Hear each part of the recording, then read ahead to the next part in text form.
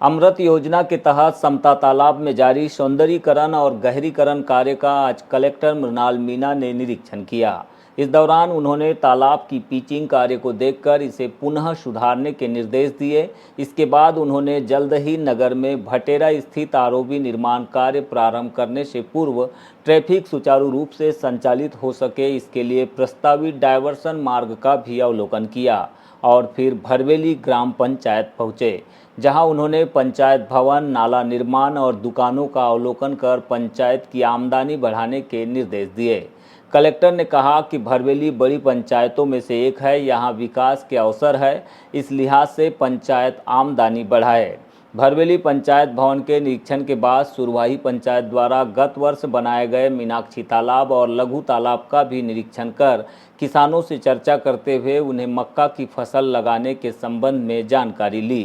भरवेली पंचायत भवन के निरीक्षण के बाद कलेक्टर सुरवाही पंचायत पहुंचे, जहां मीनाक्षी तालाब और लघु तालाब का निरीक्षण कर किसानों से चर्चा करते हुए मक्का की फसल लगाने के संबंध में प्रतिक्रिया ली।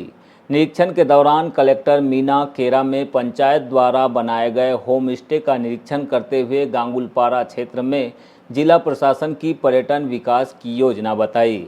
इस दौरान एसडीएम गोपाल सोनी, सहायक कलेक्टर आकाश अग्रवाल, सीएसपी वैशाली सिंह, सीएमओ और बालाघाट जनपद सीईओ मौजूद रहे।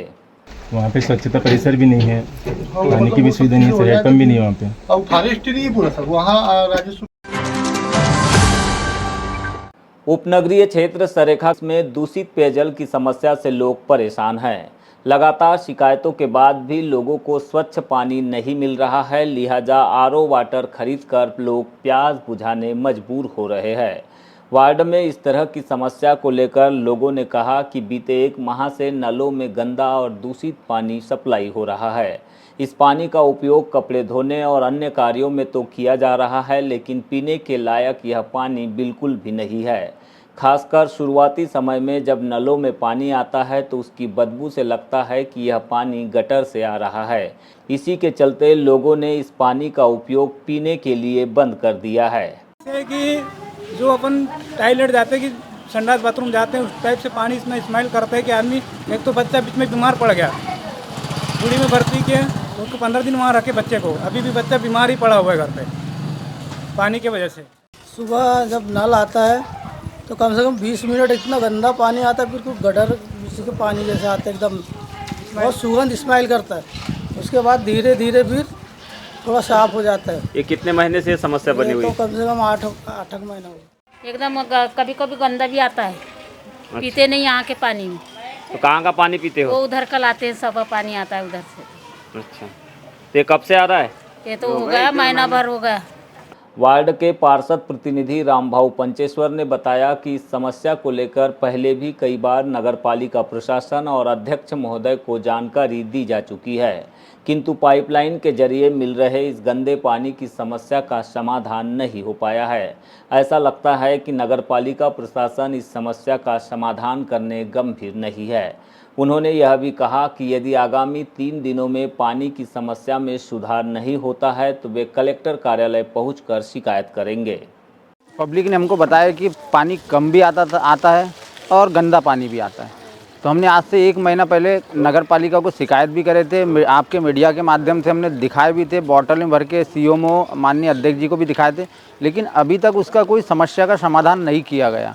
ये 5 नंबर की बात नहीं है, यहाँ से पूरा पानी जा रहा है 31, 30, 5। ये समस्या को हमने बार बार रखे और अगर से अब समस्या इन लोगों ने हमारी नहीं सुने और हम इनको मंगलवार से बुधवार तक हम इनको देते हैं आश्वासन, अगर से नहीं सुने तो ये पूरी जनता जाकर के आज नगर पालिका नहीं जाएंगी, माननीय कलेक्टर महोदय के ऑफिस में जाकर के बैठेंगी, क्योंकि नगर पालिका में जा के इन लोग परेशान हैं, सुनते नहीं। आज आपके माध्यम से पता चल रहा है कलेक्टर साहब निरीक्षण में, तो निरीक्षण में है, तो मैं माननीय कलेक्टर महोदय से निवेदन करना चाहता हूं कि वो वार्ड नंबर 5 सरेखा 31, 5, 30 इसका निरीक्षण करें, शहर में निरीक्षण करके सुधार करके अच्छा सुधार करें।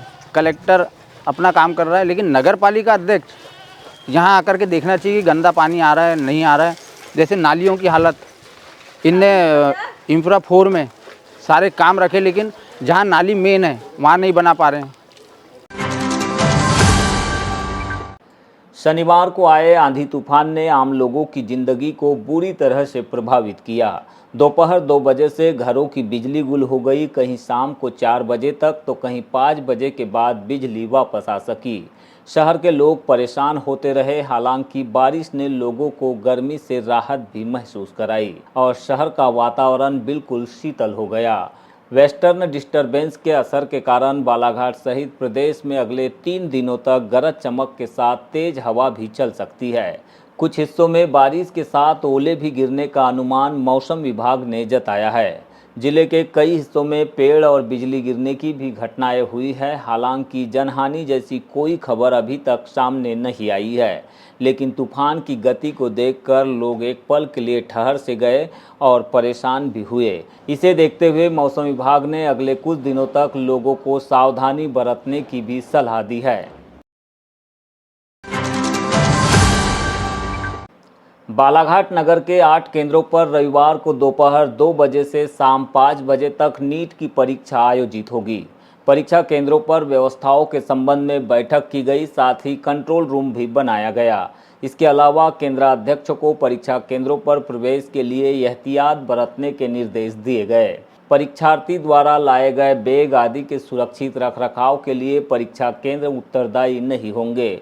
वही स्टेशनरी का कोई सामान जैसे पाठ्य सामग्री, कागज के टुकड़े, pen, pencil, calculator, writing pad, रंगीन चश्मे, पेजर, हैंडबैग, घड़ी, ब्रेसलेट, कैमरा, गहने, microphone, scanner, pen drive, eraser और सभी प्रकार की खाद्य सामग्री जैसी वस्तुएं वर्जित रहेगी। यदि किसी अभ्यर्थी के पास परीक्षा केंद्र के भीतर कोई भी वर्जित सामान पाया जाता है तो यह कदाचार की श्रेणी में होगा और अभ्यर्थी के विरुद्ध कार्रवाई भी की जा सकेगी।